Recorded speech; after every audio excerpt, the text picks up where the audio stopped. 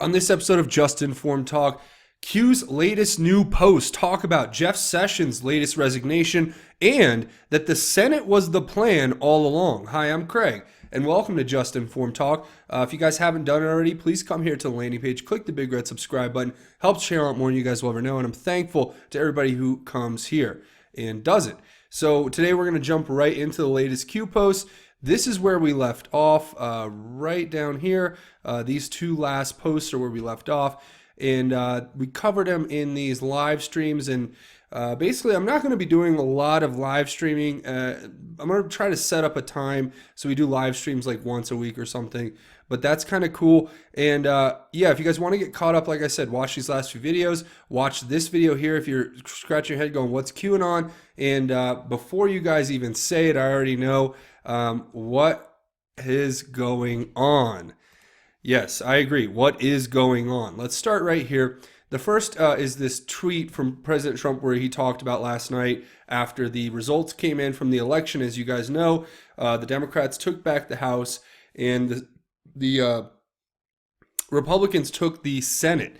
So definitely a split victory, I guess what you would say, split decision. And but this is President Trump's tweet where he says, "Tremendous success tonight. Thank you to all." So President Trump treats this as a victory, and that makes sense to me because if you consider, basically what happened, getting seats in the Senate is very important. Q's going to tell us all about why that's so important. But Q goes on to say, "We got what we needed. Thank you, Patriots. Senate means everything. Think judges, Supreme Court, and cabinet. Declassified overrides all potential House blockades. POTUS has ultimate authority. Shift to Senate judiciary oversight from House to now occur. Stronger position and held in reserve for this scenario. Lower chamber House used as 2-year starter. Upper chamber Senate will be used as 2-year closer, as used next 2-year closer." And then it gives us judiciary, it's the judiciary.senate.gov website where it talks about the Committee on the Judiciary and how that works and what their jurisdiction lies in. Now, when you read through this, basically what's important to note is how it's telling us that the purview of the Committee on the Judiciary is so expanded. They have so much control of things like apportionment of representatives, bankruptcy, mutiny, espionage, and counterfeiting, civil liberties, constitutional amendments, federal courts and judges, government information, holidays and celebrations, immigration and naturalization, interstate compacts, generally speaking, judicial proceedings, civil and criminal generally, local courts and territories and possessions, measures relating to claims against the United States, national penitentiaries, patent office, patents, copyrights, trademarks, protection of trade and commerce against unlawful restraints and monopolies, revision and codification of the statutes of the United States, state and territorial boundary lines. So that's a lot of stuff that they are basically overseeing in this committee, and it has a lot more power than any committee you're going to find in the House. And I think that's the point Q wants us to kind of draw. And it says, military planned, no impact regarding ongoing investigations. Team is stronger, pro Q. So, guys, I think what we're talking about here is a few different things. First of all, the result of the election last night, though it is disappointing to see that we've lost the House, I think what Q's trying to tell us here is basically that the plan all along was to get seats in the Senate because it has more power. Now, I'm sure the plan all along was for us to win the House and the Senate. So I'm not going to say that they planned on losing the House, but I can tell you right now, gaining seats in the Senate is a huge deal, especially since Q points out later that we never really had a majority in the House. We had Jeff Flake and others who were basically rhinos, Republicans in name only, sitting in their positions and basically filibustering. And like you saw with the Affordable Care Act, when we were going to abolish it, we were going to repeal and replace it, you had John McCain come in at the last second and decide he basically killed the whole thing by voting down on it. So that is definitely something we have to keep in mind. This has all been planned, though. That's what Q's trying to fill us in on. So whatever the outcome of the election ended up being, I'm sure there were contingent plans for every outcome. And we're going to talk about Jeff Sessions and how he had resigned, and it all kind of connects, and we're going to see how this all connects, especially since the acting attorney general. See, I think what you guys have to understand, I'm not trying to get on a tangent here, but with the Jeff Sessions resignation is that with Jeff Sessions resigning and this Whitaker guy coming up as the acting attorney general. He's not recused himself. Whitaker hasn't recused himself from anything, and he even has articles coming out about him and how he's very pro investigating Hillary, even to the point of one of the articles says that he said lock her up at one point, which to me just says that we're getting closer to what we want, which is the truth and investigations that matter. So that is what it's saying. It says the team is stronger. So we'll see. I'm not sure what the pro in kill box is referring to. You guys can let me know in the comments. But there's no impact regarding the ongoing investigations is what it's saying here. And that probably has to do with what we talked about with Huber and Horowitz and their investigations. So the next one says, do you believe in coincidences? It says, which two House members ran the investigations regarding the DOJ and FBI, etc. And then it gives this House Judiciary press release from April, which it's this one right here, that actually talks about how Bob Goodlatte and Trey Gowdy were working with the Department of Justice in those investigations and setting up basically the committees for investigation and all that stuff, how these were the people who were involved with it. So it goes on to say, Gowdy resignation. What role did he play? House investigations. House Oversight and Government Reform Committee Chairman Goodlatte resignation. What role did he play regarding House investigations? House Judiciary Chairman. House to Senate. House to Senate. House to Senate. Trust Grassley. Senate Judiciary Chairman. House of Cards. Military planning at its finest. Q. So this one, I'm basically understanding it as saying this. It's explaining that Gowdy's resignation and Goodlatte's resignation have to do with the stuff they were bringing forth. Is it saying basically that they've decided to resign in order to kick it up to the Senate so that they're not there to continue to do it? That's kind of the question I'm thinking, or the question I'm having right now as I'm reading this. And when you look at this, basically what it seems to me like it's implicating is that you have Trey Gowdy, you have Bob Goodlatte, you have them starting these broad investigations into different things, but now it's going to be moving up to the Senate. So Q saying trust Grassley. I mean, I don't know. Does that mean he's going to resign too? Anyway, it's saying the Senate Judiciary Chairman. That's who Chuck Grassley is. House of Cards, military planning at its finest. House of Cards is kind of that political term that talks about how it all is a house of cards. In politics, a lot of it can be. And of course, the House of Cards suggests that, if you pull out one card, the whole thing comes tumbling down, even a card that you don't think is that important. So that's kind of what that's referring to. And we'll have to wait and see how the Senate starts their investigations. Now, of course, with the, Democrats in control of the House, we can't, I guarantee you we're going to hear stuff about impeachment, about, tax evasion, about, it's going to be the same circus they did with Kavanaugh, and it's just going to be more of that. But the House really only has an ability to go in and look at it and make recommendations and all that stuff. And it's kind of the same in the Senate, but they have a lot more power to get things done in the Senate, and that's what we're going to want. Now, again, with this Sessions replacement, that could be a big game changer, especially depending on who ends up taking his actual place, right? So if you guys have more insight into this post, 2445, leave it down in the comments. I'd love to hear your thoughts on it. And the next one here is another Twitter status from Donald Trump. This is actually President Trump quoting, I think it was Ben Stein, where he says, there's only been 5 times in the last 105 years that an incumbent president has won seats in the Senate in the off-year election. Mr. Trump has magic about him. This guy has magic coming out of his ears.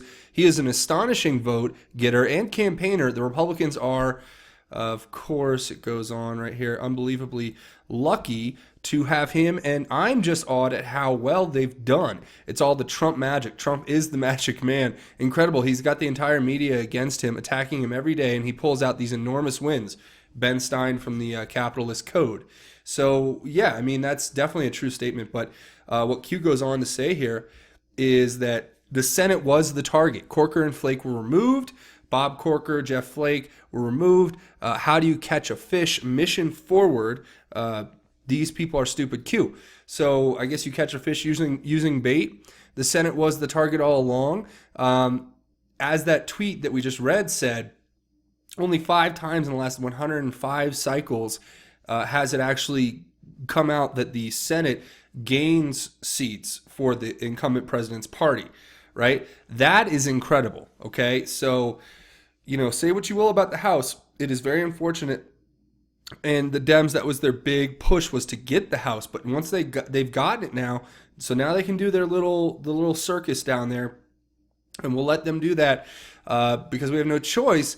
But hopefully we can start pushing legislation through. And don't forget, President Trump still has his executive orders. That's definitely a thing that can be done. But then that thing with executive orders is just as easily as they can be done, they can be undone. That's why you want to get things through the Senate. That's really, and through the House, obviously, first is how you get the bill started. So we'll see about that. The missions forward, I guess, these people are stupid. They made these comments, and they, like Corker, Jeff Flake. We all know Jeff Flake and Bob Corker were not representing anybody who voted for President Trump, basically, in their actions and what they did. And getting them out is a huge step in the right direction. And not to mention replacing them with more, a Republican majority. That's going to help President Trump out in the long run, and us in our investigations if we're going to keep moving forward. So the next one is a screenshot of President Trump's tweet, where he says, if the Democrats think they're going to waste taxpayer money investigating us at the House level, then we will likewise be forced to consider investigating them for all the leaks of classified information and much else at the Senate level. Two can play that game. So Q says, future proofs past Q. And exactly what Q's just been talking about is exactly what he's pointing out here in this tweet, is that, the investigations are going to start coming out of the Senate now instead of the House. And actually, that's going to be better in the long run, I think. I can understand now, looking at it kind of from a hindsight perspective, that it will actually help us out more to have this majority in the Senate and to have these investigations going through the Senate. They have a lot more power. And the House, though, is going to be, I just keep saying it, the House is going to be a circus. So we'll have to wait and see how that comes out. Now, the next one says here, Q responding to an Anon saying, we are at war. Think logically. Actually, before I read this whole one, I want to read you the post that actually came in response that Q's responding to. This post right here. And first off, this is an Anon here writing, saying, for those of you who haven't been around a long time, here's a little reminder. Q has said dozens of times disinfo is necessary, and most of the things Q promises will happen on date X are false.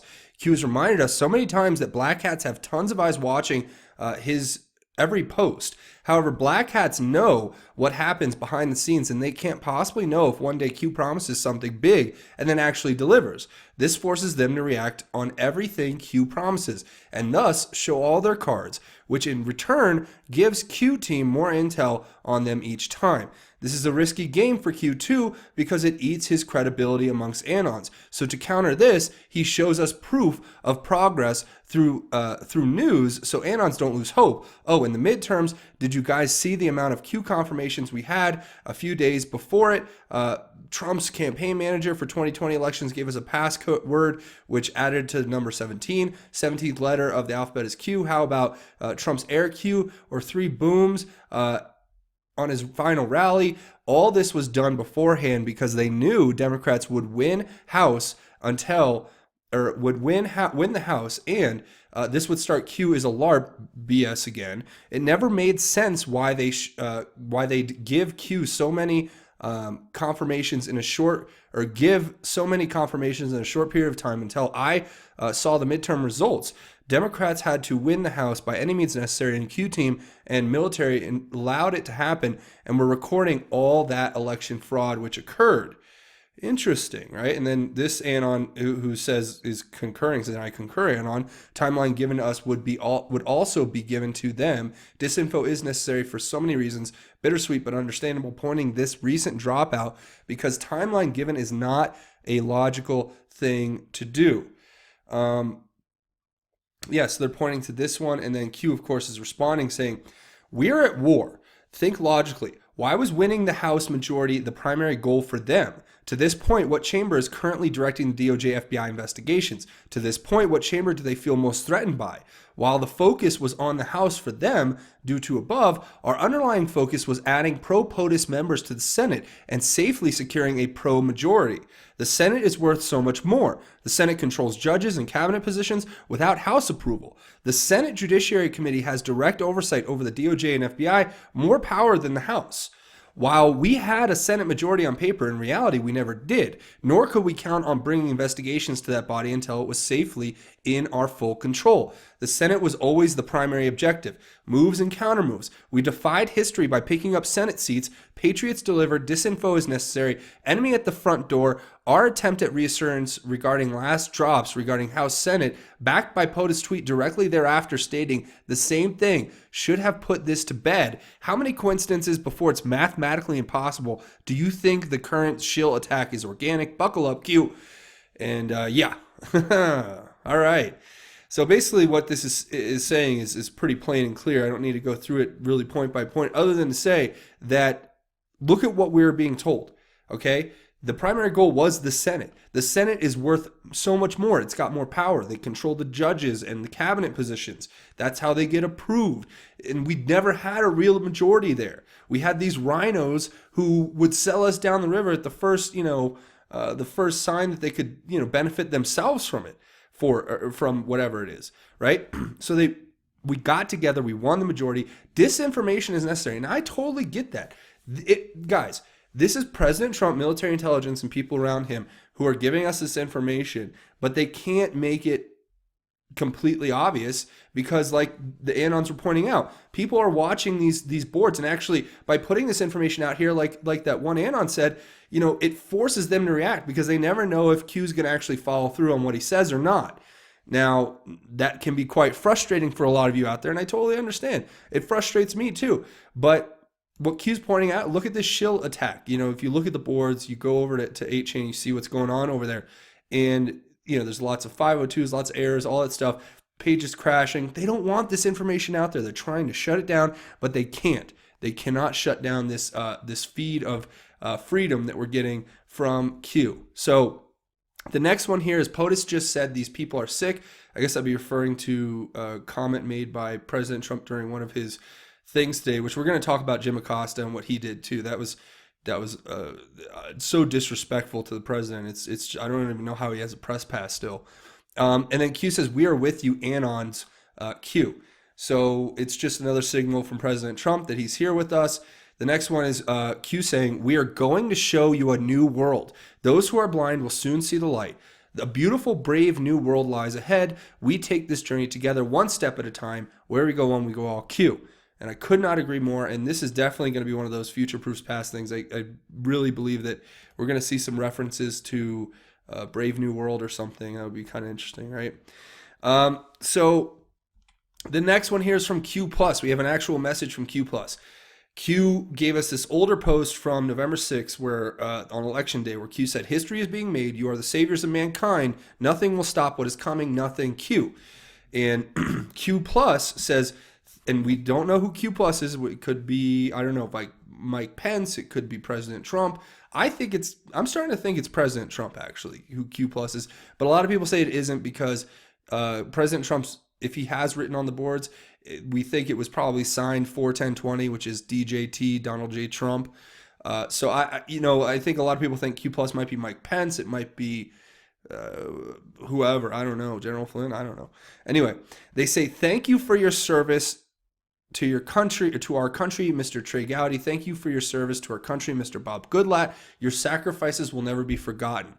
So I think that, what we're seeing is this transition from the Senate from the House into the Senate with these investigations. They played an important role in getting that information, getting access to that information, starting the bulwark of actually getting the wheels moving on the investigation process. But now they have to hand it up to a higher body. And you know what? I don't blame Trey Gowdy and Bob Goodlatte. If they're really good actors, white hats, like we've basically speculated here on this channel, then they're stepping out of the way for good reason, because this is going to get really nasty really quick.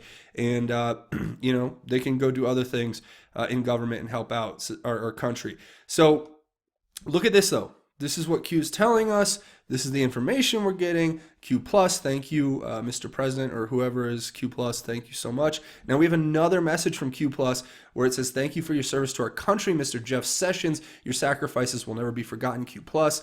And of course, we're going to talk about this story. This story is pretty incredible. Here's President Trump's tweet saying, we thank Attorney General Jeff Sessions for his service and wish him well.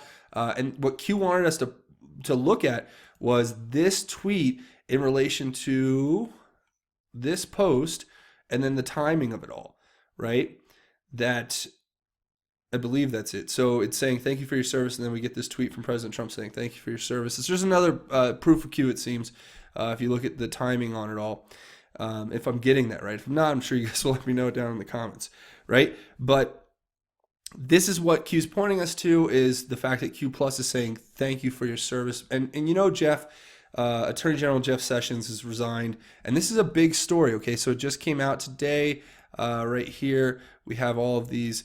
Embattled Attorney Jeff Sessions resigns. And what I thought was interesting is this article out of the Washington Examiner here, where it talks about lock her up. Sessions' interim replacement said there's was a strong case to bring against Hillary Clinton, right? So this guy whose name is, I believe it's Matthew Whitaker. Yeah. Acting Attorney General Matthew Whitaker, who's going to step into the position. Now, remember this. First of all, this guy's obviously shown a propensity for believing there's a case against Hillary Clinton. That's a good step in the right direction. Then here's a picture of the guy if you want to see what he looks like. He's like a bodybuilder, so that's kind of cool. And now he is the actual Attorney General, but this guy has shown in the past that he is totally open to the fact that Hillary Clinton could be brought up on charges. And think of it this way.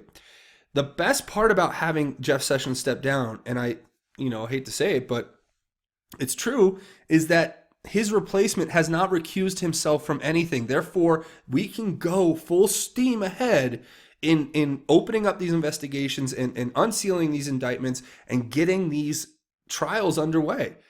I think that we have, if we've impaneled all these grand juries and we're getting all of these sealed indictments lined up, there's going to come a time where we're going to pull that trigger and say, these people are going to be going to jail, or at least they're going to be going to trial for their crimes against our country. And I think that is an important note to make about what's going on here with Matthew Whitaker taking over and his positions on it all. So that's definitely interesting. The next one here is President Trump's Twitter again, where President Trump is saying this right here. We thank Attorney General Jeff Sessions for his service and wish him well. A permanent replacement will be nominated at a later date.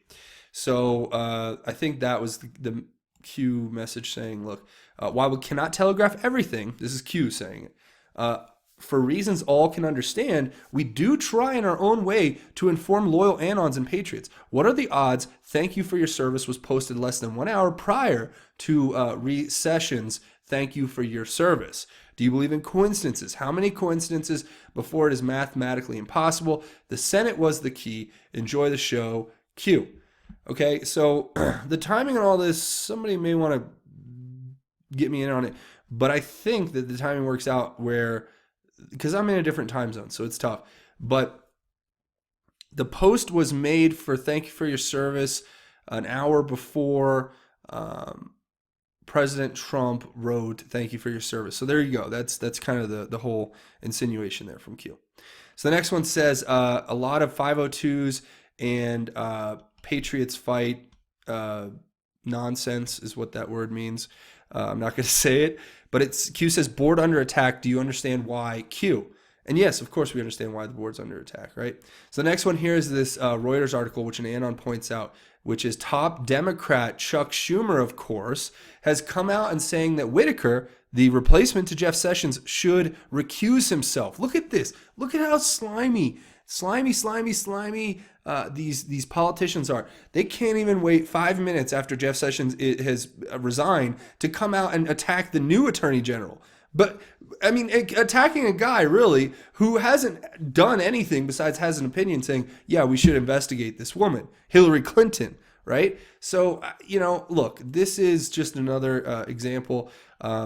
Q says right here, Q says, excuse me, we're getting new posts as we go, so everything's moving around. Excuse me.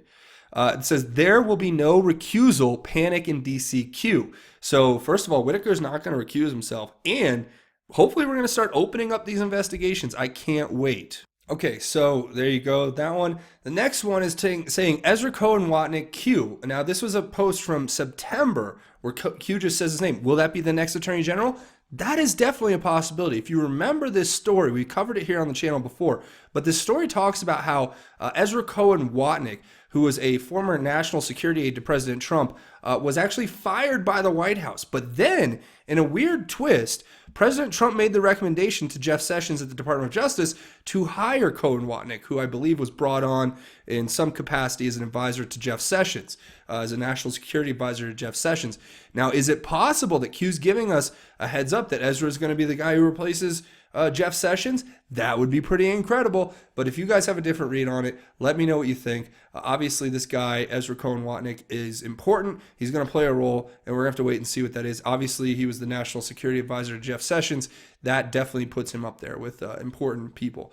So now the next one here is this tweet from Supermom. Good job getting up here. And it's basically her saying, fun fact, today is the anniversary of Red October in 1917. And Red October, or commonly known as the Bolshevik Revolution, was what led to the communization of Russia. And it was definitely it was basically the first movement toward socialism, communism, and it had a huge impact, as you know, through the whole Cold War, all the way up through the Cold War, actually, and even to this day. So Q saying, is that a coincidence that today is the same anniversary? And then Q says here in the next post, red line on the anniversary of Red October. Now, what are the odds of that?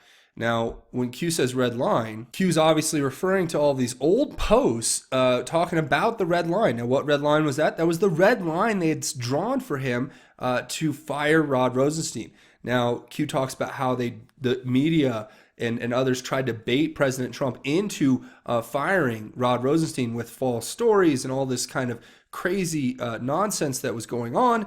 And what the end result ended up being was exactly this right here, that President Trump knew better. And look at the genius here. Instead of firing Rod Rosenstein, right, which we can do down the line, look at what he's done. By having Jeff Sessions step down, having a new acting attorney general step into place who is not recused from the investigation that Rod Rosenstein was tasked with overseeing, we can now tell that there is actually progress that may actually get made here.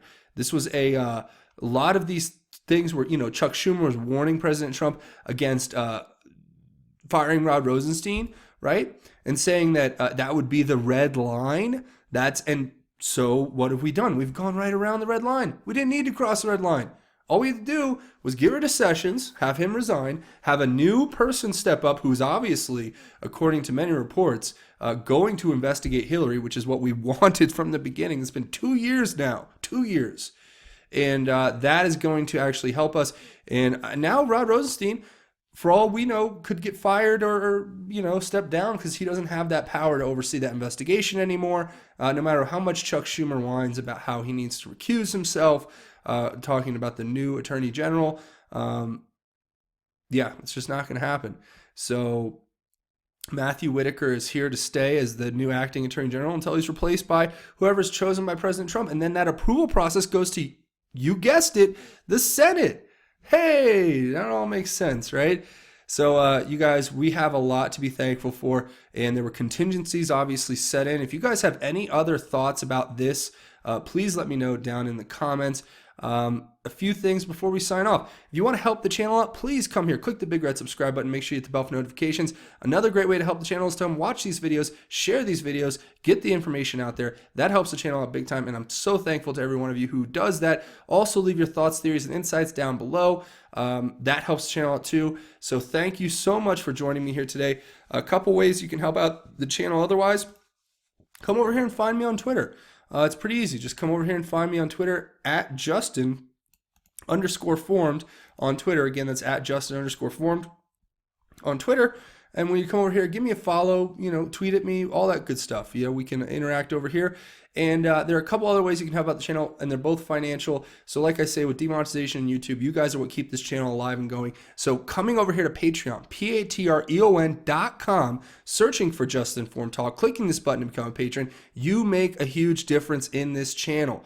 So thank you to every single person who comes over here and checks this out, and understand that you are funding this. The operation is continuing to grow. We're going to keep doing great things. I'm going to be out in DC for an amazing conference in December. I'm going to be doing some stuff up in New York coming up soon. There is going to be a great amount of content coming on this channel, and I'm thankful to everybody who helps me keep it going here. Now, if you don't want to do the monthly thing, I totally understand. That's why I set up this GoFundMe. It's gofundme.com/just-informed. Click the donate now button to make a one-time donation or an anonymous donation, and an anonymous donation helps the channel out. Like I said, the demonetization, you guys are what make it possible by coming here and donating, and links will be in the description. So before we go, we have one more thing to talk about, and that is God's grace and how it is truly greater. So for this segment, and I hope you guys have noticed we've gone back to a more traditional format, so you guys can expect a little bit more of this in the future as more Q posts come. We're going to stick with this simple format, and I just want to talk about the light of the gospel here in God's grace is greater segment. And now for that, we're going to go to 2 Corinthians chapter 4, verses 1 through 6. And these words, these touch my heart, and I want them to touch yours, I hope. But it says, therefore, since we have this ministry, as we have received mercy, we do not give up. Instead, we have renounced shameful secret things, not walking in deceit or distorting God's message, but in God's sight, we commend ourselves to every person's conscience by an open display of the truth. But if, in fact, our gospel is veiled, it is veiled to those who are perishing. Regarding them, the God of this age has blinded the minds of the unbelievers so they cannot see the light of the gospel of the glory of Christ, who is the image of God. For we are not proclaiming ourselves, but Jesus Christ is Lord, and ourselves as your slaves because of Jesus. For God, who said, light shall shine out of darkness, has shone in our hearts to give the light of the knowledge of God's glory in the face of Jesus Christ. Amen. I mean, guys, that's what gospel is about. That's what spreading the gospel is about. That's what getting the word out about our Lord and Savior Jesus Christ is all about. Okay? It's that simple. That we don't walk in deceit, and that we don't imbibe in shameful secret things. Rather, we walk in God's incredible path, on God's incredible path, I should say. And, when people don't see our message, it may be veiled to them, but that's because they've been deceived by this age that we live in, by like I've said before, the TV and the radio and the culture and these ideas of just, embracing, nihilism and embracing a lot of times the worship of evil and the glorification of evil. And that is what we fight with the gospel. We fight that with the good word. We put that message out there. We light fires in people's hearts and make them want to spread that good word, because when God's grace comes into your heart, mark my words, when God's grace enters your heart, you are saved. And then you can save others, because God's grace is that amazing and powerful. So I want you all to remember, you have God's grace inside of you waiting. If you haven't fully embraced it yet, come to God. He is waiting for you. Embrace Jesus Christ as your Lord and Savior, and embrace the Holy Spirit, and you will be saved. And then you can save others and give others blessings and make others' lives better. So that's where I'm going to leave it. I want to say thank you for watching. If you haven't hit that subscribe button, go ahead, come here, click the big red subscribe button. It helps the channel out more than you guys will ever know. It's weird how these numbers fluctuate now. But yeah, it's all good. Thank you so much for watching Just Informed Talk. My name is Craig. Godspeed and God bless each and every one of you, Patriots.